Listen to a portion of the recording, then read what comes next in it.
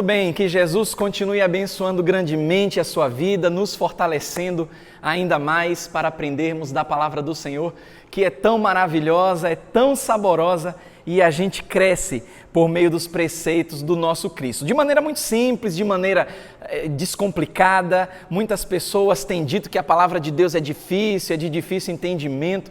Agora pense comigo, se o nosso Deus fosse um Deus tão complicado e tão difícil, como é que a gente iria aprender a respeito de algo tão crucial para as nossas vidas, que é a vida eterna? Imagine se o nosso Deus ele fosse tão complicado a ponto de não nos revelar tudo aquilo concernente à salvação que está e que se encontra em Cristo Jesus. Então, o nosso Deus, ele é um Deus que tem simplicidade, mas não confundam a simplicidade com o poder de Deus, que é infinito, que é ilimitado. E por isso nós estamos nessa caminhada aprendendo algo importante a respeito das palavras de Deus, da palavra de Deus por meio das suas parábolas. E a gente tem aprendido que Deus fala muito por parábolas, falou muito e nos mostra em sua palavra. Então feche os seus olhos, vamos falar com Deus mais uma vez e eu não tenho dúvidas que Deus irá falar aos nossos corações. Pai Santo e querido Deus, mais uma vez nós oramos, falamos contigo, porque nós nos mostramos aqui dependentes do Senhor. Nós reconhecemos que sem o Senhor não podemos fazer nada. Por isso estamos diante da Tua poderosa palavra e precisamos do claro entendimento para viver uma vida que realmente agrade ao Senhor, engrandeça o Teu santo nome e que venha causar em nós a mudança que tanto desejamos. Obrigado por nos ensinar por meio da Bíblia. Obrigado por falar conosco de maneira muito clara, muito simples, mas muito poderosa também. Nós oramos, te pedimos, Senhor, as Tuas misericórdias no nome de Jesus. Amém e amém. Muito bem, mais uma parábola de Cristo, mais uma história que Jesus nos conta de maneira muito simples, com elementos conhecidos das pessoas, mas com uma verdade muito profunda a respeito do seu reino, da vida eterna, de uma vida prática que realmente engrandeça e exalte o nome do Senhor. Então eu convido você que pode abrir a sua Bíblia, que pode acompanhar lá em Mateus no capítulo 6, a partir do versículo 22, Mateus 6, versículo 22, nós vamos aprender mais uma história tão importante de maneira prática, sem se esquecer que Jesus, ele ensina aos seus discípulos e também Jesus confronta os fariseus, viu?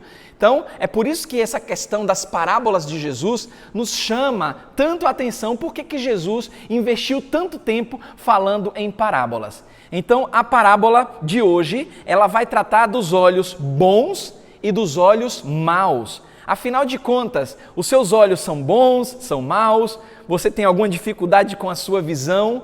Guarde tudo isso, porque são elementos cruciais para o entendimento dessa parábola. Então, em Mateus 6, 22, até o versículo 24, a palavra de Deus nos diz o seguinte: os olhos são a candeia do corpo. Se os seus olhos forem bons, todo o seu corpo será cheio de luz.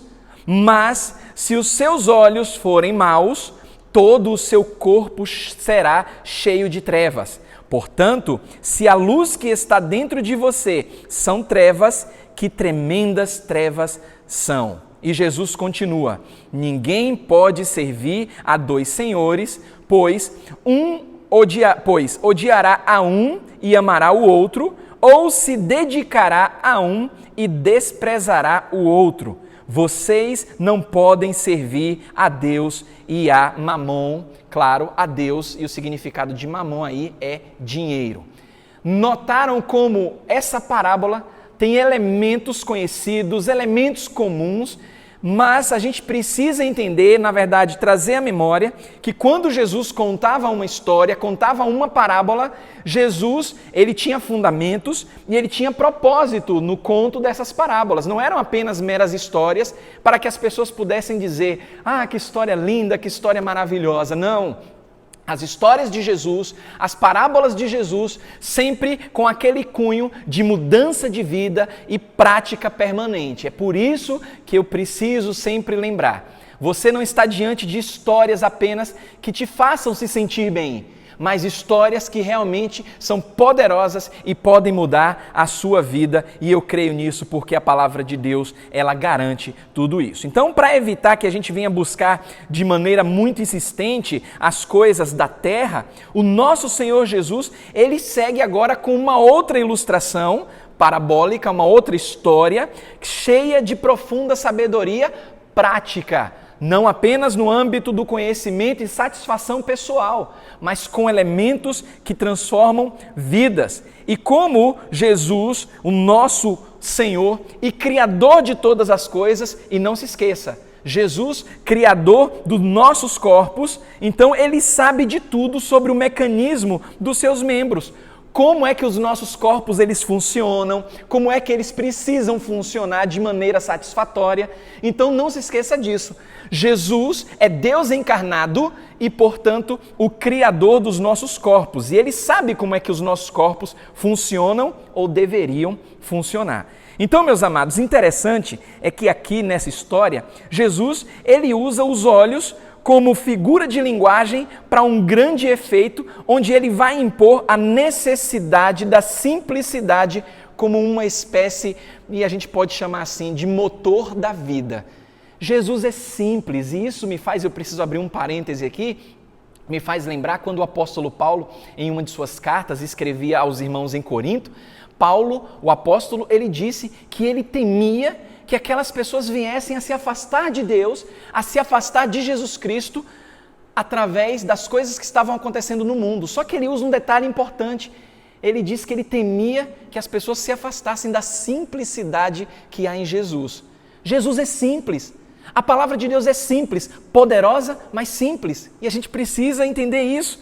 Porque dentro de todo esse contexto, aparentemente de uma parábola muito simples, a gente vai aprender que a nossa vida precisa de um direcionamento simples, mas também de um objetivo. E muitas pessoas estão vivendo sem objetivo, sem perspectiva, não sabem por que estão nesse mundo, estão vivendo e deixando a vida levar. Tem até um cântico aí, uma música popular que diz: deixa a vida me levar, a vida leva eu.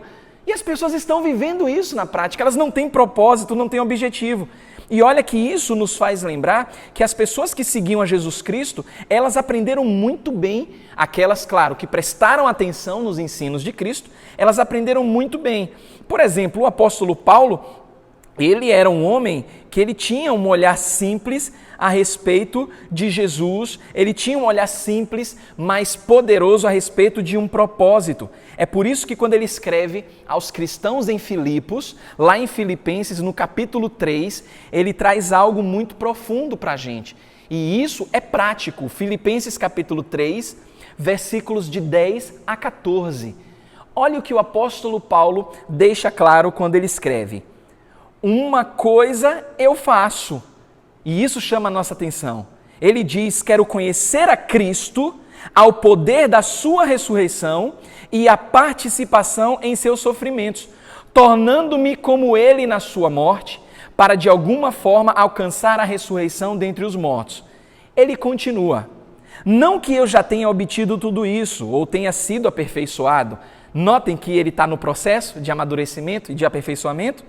Mas prossigo para alcançá-lo, pois para isso também fui alcançado por Jesus Cristo.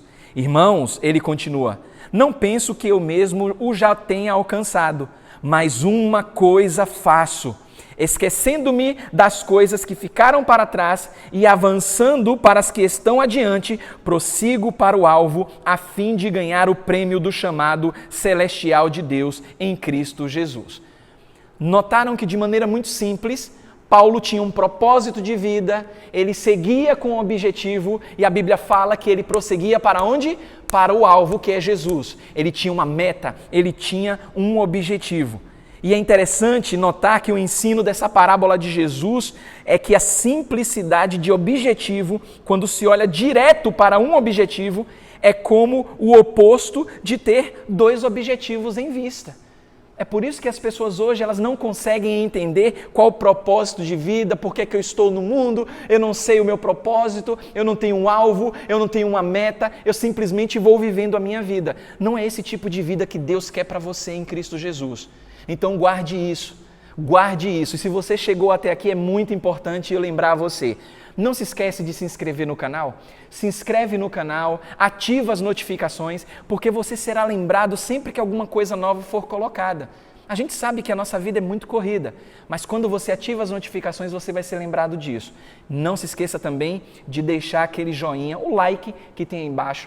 E eu sempre preciso lembrar disso, para que o YouTube reconheça que esse conteúdo ele traz uma certa relevância e o próprio YouTube comece a encaminhar e falar e mostrar a outras pessoas. Então, olha o que diz a palavra do Senhor em Provérbios 4, a partir do versículo 25. Vida com objetivo, vida com propósito, um foco, um alvo. A Bíblia nos diz em Provérbios 4, 25 ao 27 o seguinte: olhe sempre para a frente, mantenha o olhar fixo no que está diante de você.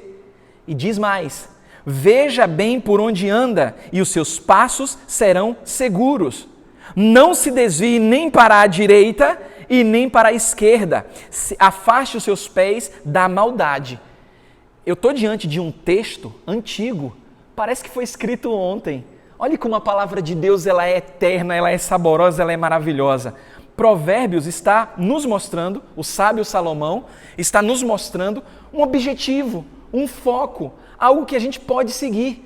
Não é à toa que quando Jesus ele traz essa parábola, ele quer alertar para o perigo de uma mente que é dividida. Por quê, meus amados? Nós somos instáveis em nossos caminhos. Uma hora a gente decide fazer uma coisa, outra hora a gente decide fazer outra coisa, e é aí que mora o perigo. Isso começa a embaralhar os nossos propósitos, os nossos alvos, as nossas metas, e a gente acaba ficando sem rumo na vida. Agora começa a fazer sentido porque que muitas pessoas começam a dizer: eu não sei o que fazer da minha vida, eu não tenho objetivo, não tenho um alvo, ninguém me orienta, ninguém me ajuda. A palavra de Deus é o nosso manual. A palavra de Deus pode te orientar nisso. Se a nossa mente está dividida, a gente acaba ficando e levando a nossa vida em uma instabilidade, se não tiver Deus, sem volta.